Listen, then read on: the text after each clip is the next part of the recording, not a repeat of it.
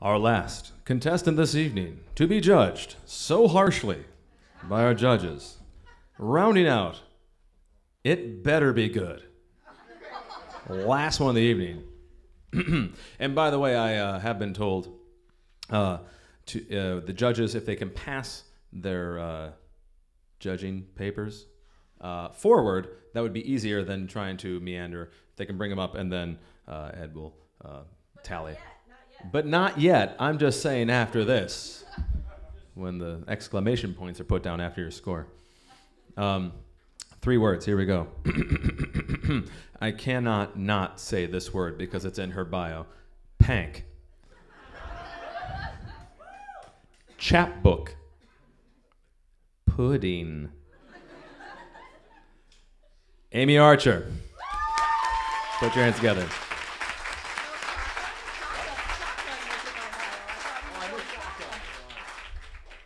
Connor, this is too high for me. I'm new here. It's my first day. I just said shotgun was in my bio. I thought for sure he would take that. I threw you a loop. What do you want? All right. I, unlike Tom, would lose points if the judges were behind my ass, so thank you. Don't judge me, please. I am a professional poet, so I'm used to crowds of this size. Not nervous at all, although I do have to pee a little bit, so I'll be on like this. Okay. That was for you guys. The women of Weight Watchers are tough. We are a gang. We are the Bloods, the Crips, and the Latin Kings, all rolled into one. Sure, we may look innocent enough, 10 or 15 portly little women standing in a line like cows to slaughter, waiting to be weighed. But make no mistake about it. If you cross us, if you come to a meeting already thin, complaining about the last 5 pounds of baby weight you just have to lose before bikini season, we will cut you. We will roll you up with our fat little paws and throw you the fuck out of here. Because this is our turf. This basement of the Electrical Workers Union, God, this is pathetic, belongs to us. This is where we live. Every Thursday night from 7:15 to 8:20, weigh-in begins 15 minutes ahead of time. And we take this shit seriously. We take this shit so seriously that we've developed a set of rules that you must follow to belong to this gang. Rule number 1, we don't talk about facts. No, I'm just kidding. We talk about it. We talk about it a lot, ad nauseum, ask my husband. All right, rule number 1, you must come as close to naked as possible on weigh-in day. Because every little fiber, every drop of urine in your bladder, every bit of breath in your lungs is a barnacle clinging to you that will weigh something. And let me just add this caveat to this rule. This is the only time that spandex and tube tops are acceptable on someone over 200 pounds. That's it. Rule number 2, never look directly at the scale. That bitch is like Medusa. She has the power to turn even the hardest, strongest woman to a blubbering mess.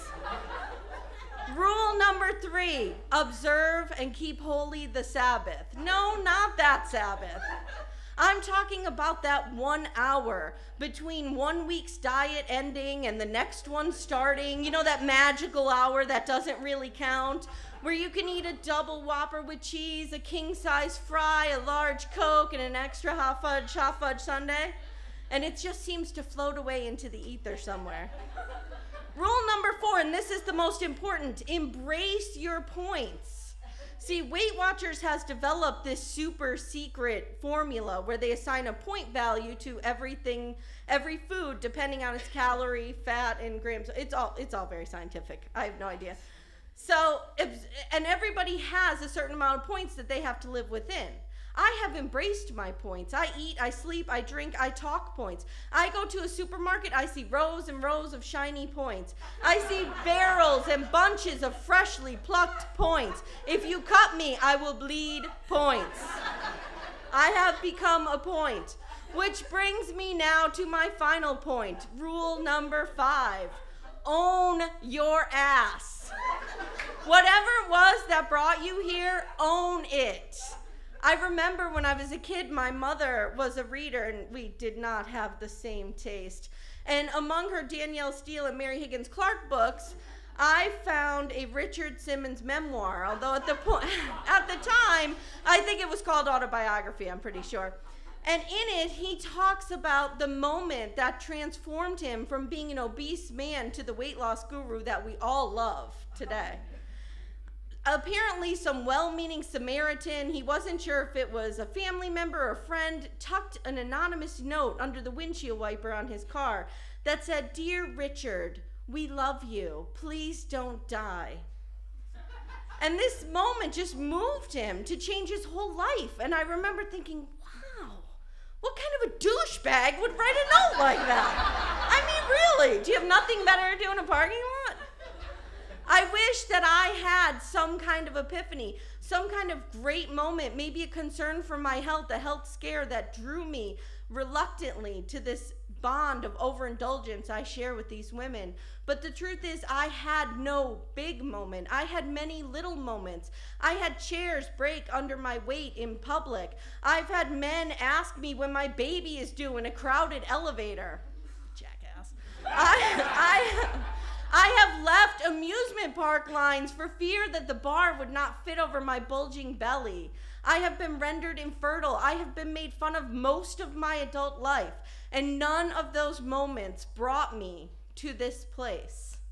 To thy own self be true. Own your ass. What brought me here was a man. Not a good man, but the leaving of a man. Because my note under my windshield was some other woman's text on my husband's cell phone, a suitcase closing, a door slamming in a car driving away. That was my note that brought me here. So to thine own self be true. To thy own fat ass be true. And own your ass. I am here because I have nowhere else to go. Thank you.